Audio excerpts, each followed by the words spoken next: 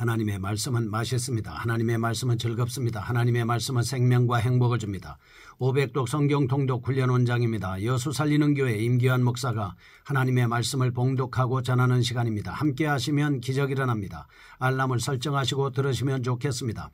본 방송은 카카오톡에서 앱 열기로 들으시고 유튜브에서 성경 통독 임기환 검색하시고 구독하시면 계속되는 하나님 말씀 업데이트를 통해서 은혜 받으실 수 있습니다. 오늘은 에스더 3장을 봉독하고 말씀을 전하겠습니다. 에스더 3장.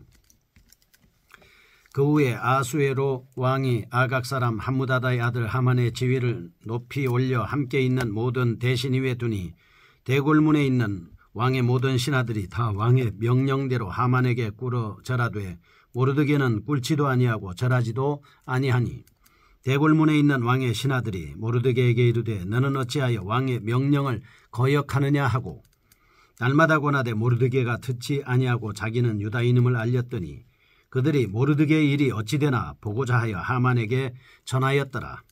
하만이 모르드게가 무릎을 꿇지도 아니하고 절하지도 아니함을 보고 매우 노하더니 그들이 또 모르드게 민족을 하만에게 알림으로 하만이 모르드게만 죽이는 것이 부족하다고 생각하고 아하수에로의 온 나라에 있는 유다인 곧 모르드게의 민족을 다 멸하고자 하더라.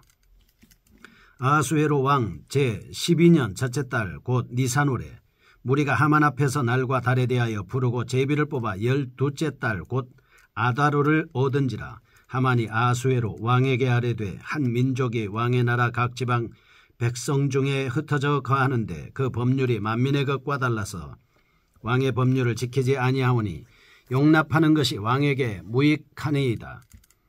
왕이 옳게 여기시거든 조서를 내려 그들을 진멸하소서. 내가 은 1만 달란트를 왕의 일을 맡은 자의 손에 맡겨 왕의 금고에 드리리이다 하니 왕이 반지를 손에서 빼어 유다인의 대적 곧 아각 사람 함무다다의 아들 하만에게 주며 이르되 그 은을 내게 주고 그 백성도 그리하노니 너의 소견에 좋을 대로 행하라 하더라. 첫째 달 13일에 왕의 서기관이 소집되어 하만의 명령을 따라 왕의 대신과 각 지방의 관리와 각 민족의 간원에게 아하수에로 왕의 이름으로 조서를 쓰되 곧 각 지방의 문자와 각 민족의 언어로 쓰고 왕의 반지로 인치니라. 이에 그 조서를 역졸들에게 맡겨 왕의 각 지방에 보내니 12째 달 곧 아달월 13일 하루 동안에 모든 유다인을 젊은이 늙은이 어린이 여인들을 막론하고 죽이도록 도륙하고 진멸하고 또 그 재산을 탈취하라 하였고 이 명령을 각 지방에 전하기 위하여 조서의 초본을 모든 민족에게 선포하여 그 날을 위하여 준비하게 하라 하였더라. 역졸이 왕의 명령을 받들어 급히 나가매 그 조서가 도성 수산에도 반포되니 왕은 하만과 함께 앉아 마시되 수산성은 어지럽더라. 아멘. 에스더 3장입니다. 이스라엘 백성들의 위기가 닥치고 있습니다. 1장과 2장은 백성의 구원을 위해 결정적인 역할을 하게 될 에스더가 왕후의 자리에 오르는 과정이었습니다. 드디어 유다민족에게 위협이 닥쳐오고 있음을 아주 극적으로 나타내주고 있습니다.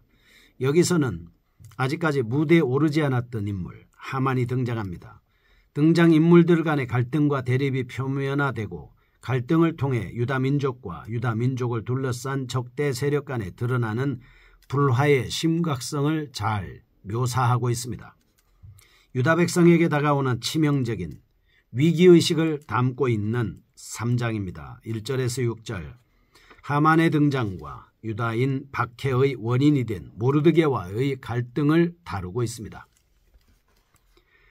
7절에서 11절 유다인들을 박해하기 위해서 하만의 본격적인 준비 과정을 볼 수 있습니다. 12절에서 15절 유다인 학살 명령이 칙령을 통해 반포된 것과 당시의 수산성의 분위기를 묘사한 후반부로 구성되어 있습니다. 사실 에스더와 모르드게 두 유다인의 신분 상승에 이어서 3장은 시간적으로 볼 때 에스더의 왕후 등극 이후 3, 4년의 세월이 지난 뒤에 일어났다라고 볼 수가 있습니다.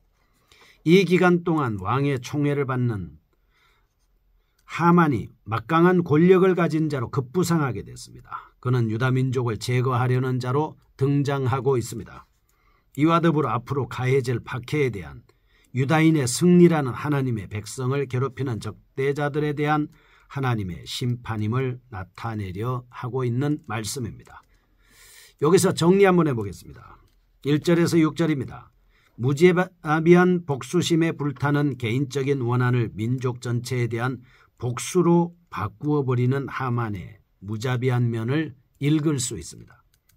하만의 인간성 자체가 잔악한 것이라고 볼 수 있으나 그보다는 유다 민족 전체에 대한 이방 본인의 적대감을 드러내는 모습이다, 이렇게 볼 수 있죠.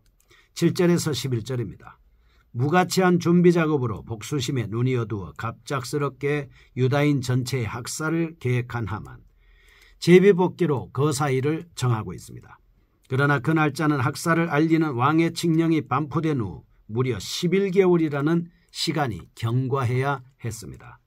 준비 과정이 그만큼 길기에 준비 내용 또한 철저했음을 반영한다 볼 수 있겠죠. 결국 그 계획이 수포로 돌아갔습니다. 그 작업이 얼마나 헛된 것인가를 잘 보여주고 있습니다. 12절에서 15절입니다. 불공평한 인간의 상황으로 학살 음모를 꾸미고 실행명령을 반포한 후 기뻐하면서 마시고 즐기는 인간 부류, 그로 인해서 공포에 떠는 힘없는 많은 인간들의 대조적인 상황을 잘 묘사해 주고 있다 하는 것입니다. 3절의 말씀을 통해서 알아볼 것이 있습니다. 첫째, 악인의 행위가 세상에서 일시적으로 성공할지라도 공의의 하나님께서는 절대 그 악인의 편이 아닙니다. 따라서 그 악인을 보호하지 않습니다.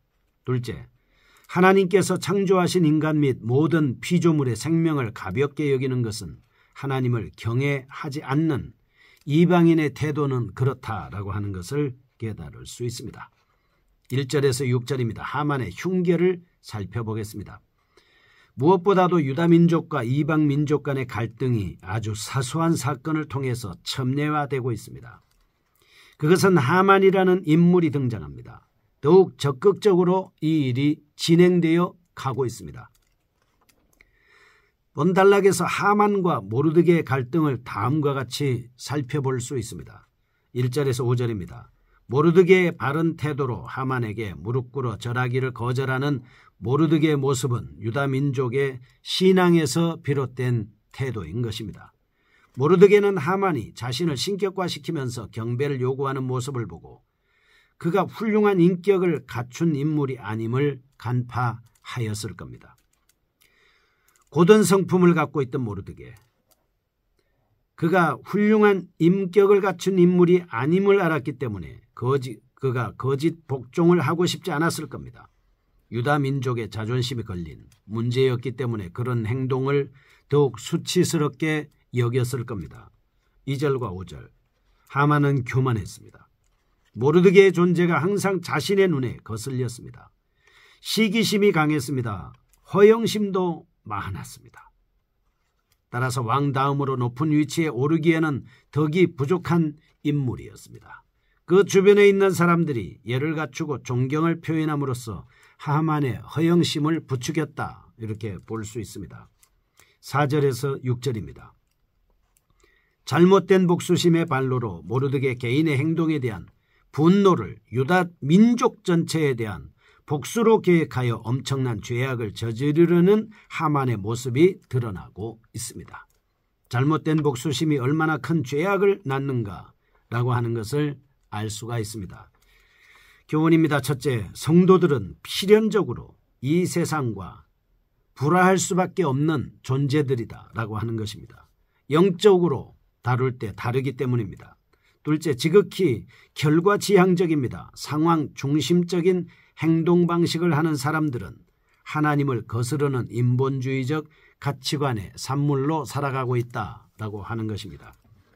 셋째, 세상과의 타협은 곧 하나님과의 결별을 의미하는 것입니다. 두 번째입니다. 7절에서 11절, 유다인에 대한 하만의 참소입니다. 7절, 유다 백성을 죽이기로 제비 뽑은 날을 언급하고 있습니다. 8절과 9절, 참소한 내용을 그리고 있습니다.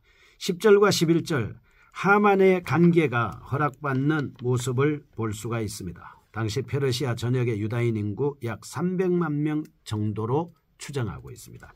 따라서 하만은 그들을 결코 간단하게 처치할 수는 없었습니다. 왜냐하면요, 과학이 그 당시와는 비교할 수 없을 정도로 만큼 발달한 20세기 중엽에도 독일은 유다인 600만 명을 죽이기 위해서 엄청난 힘을 들였기 때문입니다. 하만은 자신이 사단의 조정을 받고 있었다는 사실을 자각하지 못했을 겁니다. 어쨌든 사단의 세력은 하만의 조상들을 통해서 이스라엘을 멸절시키려고 했던 것처럼 이제 하만을 통해서 이스라엘 멸절을 꾀하였던 것입니다. 8절입니다. 당시 유다 민족의 상태를 보면 하만은 당시 이스라엘 백성들의 모습을 흩어져 거하는 백성이라고 표현함으로 인해서 유다의 멸망 이후에 각처에 흩어져 살고 있던 이스라엘 백성들의 모습을 정확하게 묘사하고 있다, 이렇게 볼 수 있습니다. 하만은 당시 페르시아 전역의 유다 백성들이 매우 특이한 종족이었습니다. 그렇게 여기고 있었습니다. 9절 보면 하만은 먼저 왕의 공정성을 향하여 자신의 참소 내용을 호소하고 있습니다. 그래서 자신의 고소가 옳게 판단될 경우에 유다인 진멸의 조소를 내려달라고 말하고 있습니다. 교활하고 관교한 자, 상대방을 높이는 척하면서 혹은 상대방을 정직하고 공평한 인물로 인정하는 채 하면서 자신의 숨은 의도나 뜻을 관철시키는 것을 볼 수 있습니다. 이런 사실을 통해서 첫 번째입니다. 성도들은 자신이 혹시 사단의 도구로 사용되고 있지 않은지를 항상 돌봐야 합니다. 가룟유다처럼 자기도 모르게 사단의 생각이 들어와 하나님의 정의를 해칠 수 있기 때문입니다. 둘째, 하나님의 나라와 하나님의 백성들에 대한 사단의 공략은 예수님의 재림시까지 결코 중단되지 않는다라고 하는 것을 깨달아야 합니다. 그 다음에 12절에서 15절입니다. 7절에서 11절, 유다인들의 학살을 위해 하만이 참소한 교활한 언행을 증언하고 있습니다. 12절은 바사 제국 전역의 언어로 조사가 작성되었음을 밝히고 있습니다. 13절은 조서의 주의 내용을 기술하고 있습니다. 14절에서 15절은 조서의 반포로 인한 당시의 상황을 기록한 말씀입니다. 하만의 계획이 법령화되었음을 강조함으로써 유대인들이 결코 죽음을 피할 수 없는 상황을 맞이하게 되었음을 말씀하고 있습니다. 이러한 불행과 재앙의 대상은 페르시아에 살고 있던 유다인들에게만 국한된 것이 아니었습니다. 페르시아 제국의 주권 아래 속한 영토 안에 살고 있던 모든 유다인들이 그 불행과 재앙의 대상이 될 수 있었습니다. 본서는 하나님의 백성들이 결코 멸절되지 않으리라는 강력한 암시를 수산성의 사람들의 반응을 통해서 전해주고 있습니다. 하나님께서는 비록 불신자들의 부르짖음일지라도 때에 따라서는 들으시는 분이심을 알 수가 있습니다.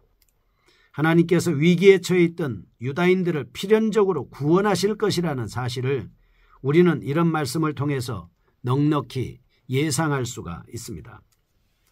사랑하는 애청자 여러분, 그리고 성경 통독을 사모하고 이 방송을 귀하게 여기는 귀한 애청자 여러분, 우리들은 첫째, 어쩔 수 없이 이 세상에서 핍박을 받을 수밖에 없는 존재들이다 라고 하는 것을 알 수 있습니다. 예수님께서도 너희가 내 이름을 인하여 핍박을 받을 것이다 이렇게 말씀을 했습니다. 그러나 나중까지 견디는 자는 구원을 얻을 것이다 말씀해 주신 겁니다. 둘째, 오히려 주님께 순종을 하다가도 환난을 만날 수 있음을 우리는 깨달아야 합니다. 하나님의 말씀으로 인해서 말씀을 지키다가 말씀으로 인해서 환난과 박해를 당할 수 있다라고 하는 것을 알아야 되는 것이죠. 그럴 때 우리는 시험에 넘어가지 않습니다. 거룩하신 하나님 아버지 감사합니다. 우리가 어떤 경우가 있더라도 하나님의 말씀에 붙잡혀 든든히 서서 믿음으로 행하는 저희가 되게 하여 주옵소서. 예수님의 이름으로 기도합니다. 아멘. 여수 살리는 교회 임기환 목사였습니다. 지금 극동방송을 듣게 하세요. 기적이 일어납니다. 우리는 지금 생명을 전하고 있습니다.